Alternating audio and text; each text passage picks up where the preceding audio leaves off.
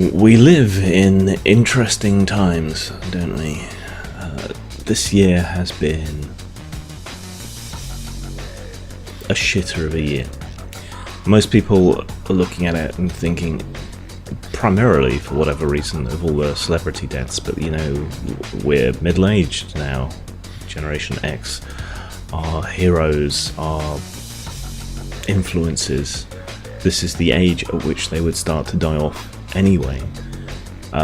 We're also really only the second generation to have truly international stardom, and the kind of communications and things that means that we get to hear about all the ins and outs. We're also the first generation to really be wired into the internet and to have this kind of news travel that way, and to be as hyper aware of the lives and times of people that we look up to transmitted to us constantly. So this was always going to hit us harder. It was always going to be more visible, and this is just the time that it happens. But even so, it feels like a definite gut punch and impact. And we're all hitting our midlife crises time. It's time to get a red sports car and a younger fuck buddy. That's the time this is, because of the sudden awareness of mortality, the loss of heroes, and the loss of parents and grandparents and things. That these are the times that these things start to happen as well. It happened to people I know, and it's horrible to see, and little wonder that people get a bit deranged and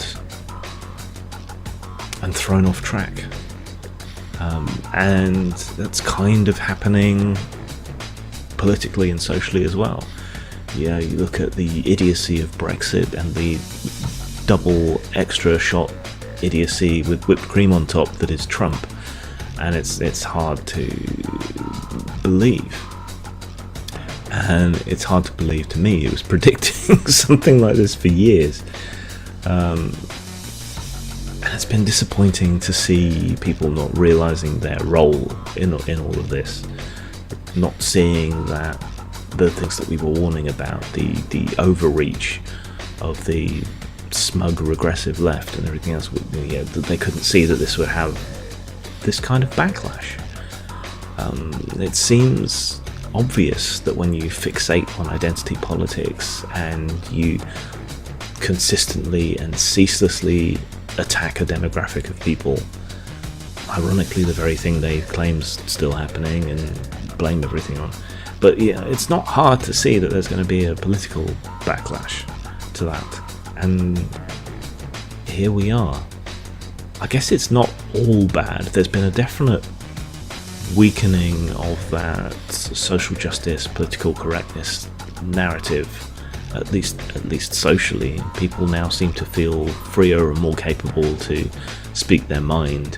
There's been backlash against the white genocide joke professor. He shouldn't lose his job or whatever, but the backlash should hopefully wake a few people up to the kind of things they've been doing for years, and that they're wrong and why they're wrong. And certainly more people seem to have suddenly woken up to the value of free speech now that it's their free speech that's being threatened. But therein lies the problem. We've spent the past 6 years or so fighting the regressive left, even if we didn't know what they were called, fighting the social justice fanatics. And along the way, we picked up a lot of allies from genuine liberals, but also from the right, a lot of fellow travellers who felt that they weren't able to speak either. But they didn't value free speech, they valued their own speech. And now that they're in the ascendant, they seem to think that, well, we're the ones that get to hold the whip hand now, we get to shut up the people we disagree with. That doesn't help the culture war any. It may restore some sort of balance for a while, but the threat is then that they will go on to overreach and will ban flag burning or things like that, that we have to worry about. But while I'm increasingly now worried about the right for the same reasons that I was worried about the left, it's still the left that preoccupies me, because that's the position I sit on. And if they're going to be an effective opposition to what's going on, they have to reassess and they have to change. And they're not. They remain the same arrogant people they once were. They continue to make the same mistakes. They continue to blame everything on racism, sexism, whatever, even when it's not applicable. There's this myopia on the left. They understand that they focus on particular issues with particular focus, so they might be particularly obsessed with gay rights, so they couldn't possibly bring themselves to vote for somebody who they felt was threatening gay rights, but they can't understand similar myopia on other sides, like people who are poor and desperate, whose jobs are under threat, whose only real industry in their town is maybe a coal mine or whatever in some flyover state in the States, and those people are looking at their situation and they have their single issue. Which of these candidates is more likely to help keep the mine open, keep the money flowing, look after us and our interests? And they quite understandably, in a Maslowian hierarchy sort of way, vote for the people that they are at least lying to them about keeping food on their table and their jobs going. So they have their own myopia, but their myopia is seen as sexist, racist, or whatever, when it's not. It's just different priorities. But they're being blamed and name-called and so on, as they have been for the past decade or so, and that's not a way to change minds. So that's something I want to do in the coming year, is to kind of try and push that refocus on the left and espouse leftist philosophies in a way that aren't fucking insane. Brexit's a big blow, though. You know, that loss of freedom of movement. For someone like me, who is creative and freelance and doesn't have a secure, regular income, the ability to move freely around Europe, the ability to hire people to help with work freely around Europe with, you know, little bureaucracy, little worry, or anything, for them to relocate or whatever, was a real boon. Now we don't know what anyone's status is going to be in the coming years, and you know, there's people who are married to Europeans who don't know what their status is going to be. There's Brits living in Europe who don't know what their status is going to be. It's pretty horrible. The people continually arguing against Europe seem to have little or no understanding of how bad things could have been without it if we were all on our own. They have very, very biased perception of that. They don't seem to understand the benefits that it's brought, and it's hard to sell it to them, just as it's hard to sell to some people climate change or whatever else you want. They only see the worst. And you see that same phenomenon on the left in the US, where they're just absolutely mortally terrified of Trump and calling him Hitler and whatever. I've no doubt he's going to be an awful, corrupt president, but a fascist? Not buying it. And that hyperbole is causing problems. Hyperbole is causing problems as well. I guess the one thing we can look forward to is that horrible overcultures in the US and the UK are, as Amanda Palmer said, going to lead to a strong counterculture. And that's always more interesting. Silver lining, I suppose. I don't know. I look forward, and it's hard to see any real good, but I do think the culture war has improved. I think there'll be more freedom for a while, but we've got to keep an eye on the right, that they don't become the thing they were complaining about, and an eye on the left, because a certain wing, certainly it seems the majority of the left are going to keep doubling down and getting more and more extreme. The rhetoric has certainly gotten worse. They are now where Alex Jones was 6 months ago in terms of conspiracy theories and fear-mongering and stupidity. But if you're going to take something positive from it, I think things have changed slightly for the better, culturally, in terms of freedoms. And some people have certainly realised that.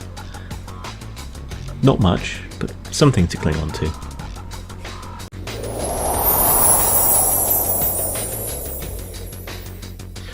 "2016's been a tough year all round for everybody, and I'm certainly no exception to that. When you consider that the last time my depression did its best to do me in was the spring and summer of 2016, I'm doing pretty well, all things considered. But I look back at last year and the things I was going to try and do and the changes I was going to make, and a lot of them didn't stick. My willpower lasts about 3 months and then it peters out, and I no longer keep doing the things that I said that I was going to do, because I don't know, that's just as long as it lasts. 3 months. I can set up an exercise habit or a work habit or whatever else, and it lasts 3 months, and then it slowly fragments and turns into something else. So I started this year with all kinds of ideas about getting shit done, moving on, and so on, and a lot of it hasn't happened. And ultimately that's my fault. But it's not just my fault. I've still been distracted by the culture war, which is important, because if you don't have a culture in which you can work, you don't have anything at all. If you don't have a culture in which you can express yourself, you don't have anything at all. And I guess things have been interesting on that score all around. Things have certainly changed, but not necessarily for the better. So that's interesting. Shit's gotta change this coming year. I am very tired of just kind of surviving, so I gotta make some changes, personal, professional, and otherwise just to keep going, I think. So